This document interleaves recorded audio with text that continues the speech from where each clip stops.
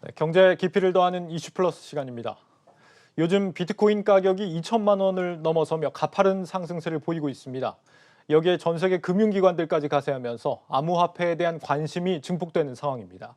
오늘은 암호화폐를 안전한 투자 자산으로 바라볼 수 있는지, 앞으로의 전망은 어떠할지 알아보겠습니다.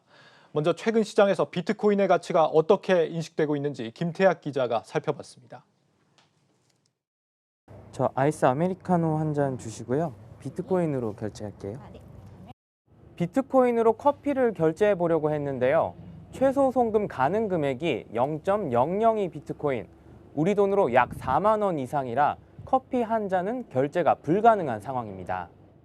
현재 국내에서 비트코인으로 거래가 가능한 매장은 150개가 넘지만 높은 최저 결제 금액과 수수료, 비트코인의 자산 가치 증가 기대로 사실상 교환 기능을 활용하는 사람들은 거의 없습니다.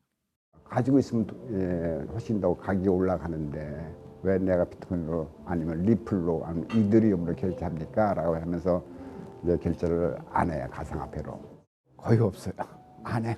아니, 나 같아도 안 해. 이처럼 최근 비트코인을 비롯한 암호화폐들은 화폐로서 교환 기능보다 가치 저장 기능, 즉 자산으로 더 인정받고 있습니다. 세계 최대 규모 자산운용사 중 하나로 꼽히는 블랙록의 링리더 최고 투자 책임자도 비트코인이 상당 부분 금을 대체할 수 있을 것이라 예측했습니다. 여기에 일찌감치 테슬라의 성장을 예상한 것으로 유명한 캐서린 우드 아크 인베스트먼트 대표도 자산운용사들이 암호화폐에 대한 자산 배분 비중을 5%까지 늘린다면 비트코인 가격이 5억 6천만 원 수준까지 치솟을 것이라 말하기도 했습니다. 다만 금 같은 자산과 달리 실물 가치가 없어 평가 가격이 들쭉날쭉한 것은 여전히 자산으로서 가치를 인정받는 데 약점으로 꼽힙니다. 실제 미국 시간으로 26일 브라이언 암스트롱 코인베이스 최고 경영자가 트위터를 통해 미국 행정부가 암호화폐에 대한 새 규제를 고려하고 있다는 소식을 알리자 한때 비트코인 가격이 10% 넘게 폭락하기도 했습니다. 결국 전문가들은 내년 세계 최대 규모 간편 결제 사업자인 페이팔이 비트코인 결제 시스템을 도입해 시장에 안착시킬 수 있느냐가 암호화폐 산업의 분수령이 될 것이라 분석하고 있습니다. 비트코인이 3억 5천만 명의 회원을 가진 페이팔 결제 시스템에 성공적으로 탑재돼 교환 가치까지 획득하면 안정적인 가격이 형성될 것이란 전망입니다. 그래서 비트코인은 거대한 신흥국의 기축통화라고 생각을 해요. 신흥국의 그 통화 가치가 교환 가치와 자산 가치를 동시에 가지면서도 그 신흥국의 경제 규모가 커지고 리더십이 커지면서 점점 더 가치가 올라갈 수 있는 것처럼 그 교환 가치가 커지는 게 자산 가치의 상승에도 긍정적인 영향을 미칠 거라고 생각합니다. 끊임없이 존재 가치에 대해서 도전을 받아온 비트코인이 화폐로 인정받을 수 있을지 전 세계 투자자의 이목이 쏠리고 있습니다. 한국경제TV 김태학입니다. 금보다 더 안전하다. 이 암호화폐를 바라보는 시장의 시선은 상당히 긍정적입니다. 전 세계 주요 은행들이 암호화폐 창구를 만들기 시작했고 우리나라도 예외가 아닙니다. 이런 상황을 반영해 이제는 우리 정부 역시 암호화폐를 하나의 자산으로 인식해가고 있습니다. 이 초창기 규제 대상으로만 일관하던 태도가 달라진 겁니다. 이어서 정우진 기자입니다. 지난 2017년 대한민국 암호화폐 시장에는 말 그대로 투자 광풍이 불었습니다. 당시 정치권과 금융당국은 암호화폐를 이른바 돈 놓고 돈 먹는 투기 대상으로 보고 규제가 필요하다고 주장했습니다.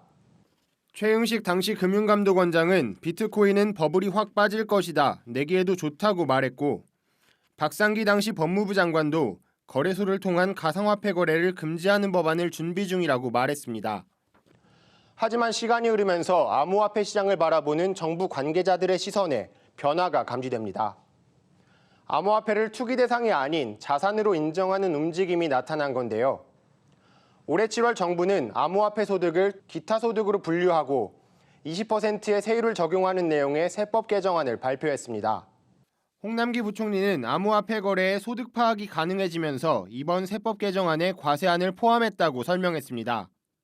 국회에서는 가상자산의 자금 세탁 방지를 골자로 하는 특정금융정보법에 이어 시장 전반을 다룰 수 있는 업권법에 대한 논의가 이어지고 있습니다.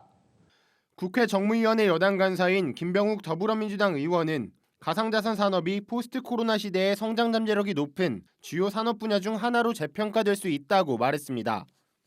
우리 정부와 국회의 이 같은 변화의 배경에는 미국을 중심으로 암호화폐를 자산으로 인정하는 세계적 공감대가 형성되고 있다는 점이 영향을 미친 걸로 보입니다. 지난해 6월 일본 오사카에서 열린 G20 정상회의에서 도출한 공동성명에는 암호화폐를 자산으로 보는 것에 합의하고 국제규제안을 수용하겠다는 내용이 담겼습니다. 제롬 파월 미 연준 의장은 올해 초 디지털 통화를 수용하기 위해 노력하고 있다며 사실상 암호화폐 거래를 반대하지 않는다는 입장을 내놨습니다.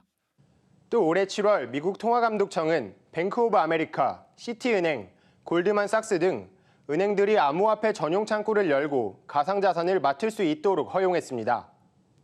뉴욕주 금융당국은 올해 10월 페이팔에 암호화폐를 일반 고객들에게 판매할 수 있는 라이센스를 부여했죠. 불법 투기 대상으로 불리던 암호화폐. 부정적이기만 했던 정부의 시각에 변화가 생긴 만큼 시장에서도 가치를 인정받을 수 있을지 주목됩니다. 한국경제TV 정호진입니다. 네, 그렇다면 비트코인 투자는 과연 안전한 건지 살펴볼 차례입니다. 잇따른 해킹 피해 이후 암호화폐 거래소들이 보안 시스템을 강화했지만 소비자 피해에 대한 우려는 여전한 상황입니다. 문성필 기자입니다. 지난해 국내 암호화폐 거래소 빗썸과 업비트가 해킹돼 800억 원이 넘는 암호화폐가 유출됐고 지난 13일에도 일본 암호화폐 거래소 리퀴드가 해킹당해 고객 데이터가 새어나갔습니다. 올해에는 아직까지 국내 암호화폐 거래소가 해킹된 적은 없습니다. 국내 거래소 보안 수준이 향상됐기 때문일까요? 2017년 이후에 이제 큰 거래소들이 많이 컸잖아요. 투자 여력이 생기고 그래서 보안 시스템을 많이 갖춰서 지금은 어느 정도 안정적으로 운영이 되고 있는 그런 거래소가 있다고 볼 수 있죠. 제도적인 측면에서 봤을 때 지난해보단 나아진 모습입니다. 내년 3월부터 시행되는 특정 금융 거래 정보 보고 및 이용 등에 관한 법률, 이른바 특금법에 따라 정보보호 관리 체계 ISMS 인증을 한국인터넷진흥원으로부터 받아야만 거래소를 운영할 수 있게 되기 때문입니다. 국내 암호화폐 거래소 9곳이 현재 이 인증을 받아놓은 상황입니다. 그렇다면 ISMS 인증만으로 충분할까? 공부와 학업을 목적으로 해킹을 하는 이른바 화이트 해커들이 모인 한 보안 회사를 찾아가 물어봤습니다. 현재 하고 있는 정책이 아주 높은 수준을 요구하는 게 아니라 우리 이 정도는 합시다라는 정도라고 보여지거든요. 그러면 부족한 부분이 있잖아요. 그럼 사고는 발생할 수밖에 없죠. 확률 게임이 되는 거죠 이제. 결국 과거보다 거래소 보안이 향상되기는 했지만 여전히 해킹 위험에서 자유로울 수 없다는 겁니다. 해킹 사고가 발생해 이용자가 금전적 피해를 받더라도 보상받기 어려운 점도 우려됩니다. 해킹 사고 발생 시 은행 등 금융회사들은 피해 보상을 하도록 법으로 규정돼 있지만 암호화폐 거래소는 피해 보상 방법 등이 법으로 명시돼 있지 않습니다. 때문에 기획재정부는 암호화폐 거래소들에게 손해배상 책임보험에 가입하도록 한 상황. 하지만 보험 배상액이 수십억 원에 그치는 만큼 일반적으로 암호화폐 해킹으로 수백억 원대의 피해가 발생하는 점을 감안하면 실효성이 부족하다는 지적이 나옵니다. 한국경제TV 문성필입니다. 네, 암호화폐 미래에 대해서 전문가와 함께 좀 더 자세히 전망해 보겠습니다. 홍익대 경영학과 홍기훈 교수 전화로 연결돼 있습니다. 교수님 안녕하십니까?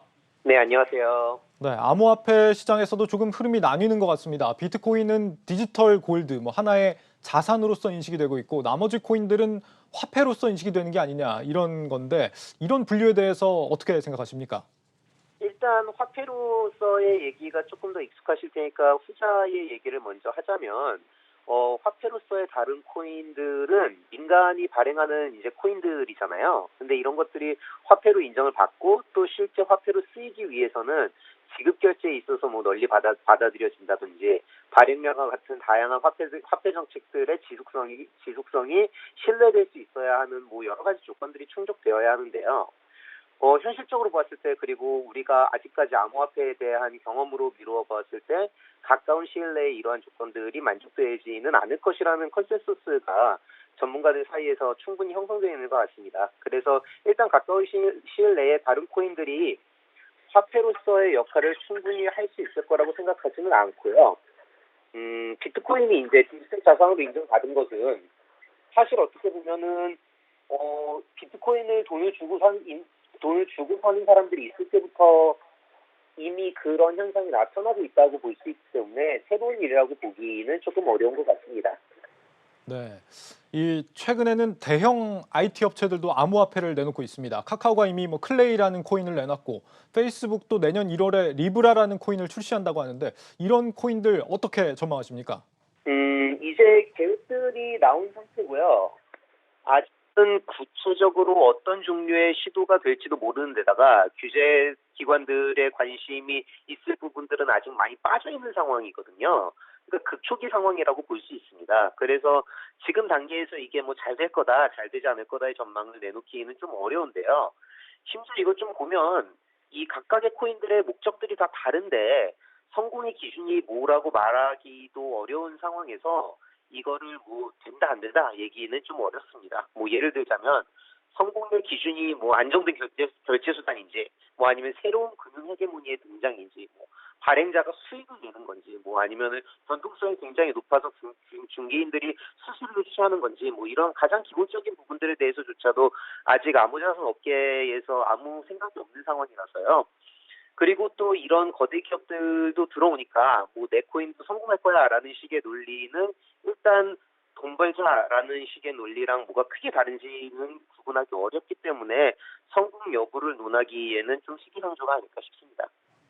네, 아직까지는 좀 판단이 어렵다 이런 말씀이신데 이제는 아예 이 나라 돈에 대해서도 디지털 화폐를 도입하려는 그런 시도까지 나오는 것 같습니다. 중국에서 얼마 전에 시범 운영에 들어갔고요. 디지털 화폐. 다른 나라들도 지금 시도 중이라고 하는데 이러면 기존 암호화폐 시장에 좀 긍정적인지 부정적인지 평가가 좀 엇갈립니다. 교수님께서는 어떻게 보십니까? 일단 기존의 화폐들이 디지털화가 되는 것 자체는 뭐 전체적인 흐름이기 때문에 그거를 부정하기는 어렵고요. 근데 디지털 화폐하고 암호화폐는 조금 결이 다르다고 보고 있습니다. 그래서 뭐 원화도 디지털 화폐죠. 충분히 디지털화가 되어 있으니까요. 근데 요새 현금 이용률이 극단적으로 떨어졌기 때문에 중국의 디지털 화폐 시범 운영이 크립토 시장에 큰 영향을 미칠 거라고 생각하지는 않습니다. 오히려 중국의 디지털 화폐 운영이 암호화폐의 가치를 증명한 것이다라는 이야기가 거짓일 확률이 높고요. 그런 사람들은 경계할 것으로 생각이 되어집니다. 그래서 뭐 디지털 화폐의 활성화하고 암호화폐 자체는 별개의 문제라고 생각을 합니다. 예. 마지막으로 비트코인 가치가 앞으로 얼마나 더 상승할 것이라고 보시는지 지금 50만 달러까지 간다는 얘기도 있던데요. 교수님 전망은 어떻습니까? 뭐 항상 이제 이런 전망치들이 나오잖아요. 근데 이제 저는 점쟁이가 아니라서 뭐 얼마까지 갈 거다는 잘 모르겠고요. 아마도 이 이야기가 비트코인의 가치가 계속 상승할 거라는 의미 외에도 뭐 유용성이나 관심이 계속해서 지속될 것이라는 이야기를 하고 싶은 게 아닐까라고 생각이 되는데요.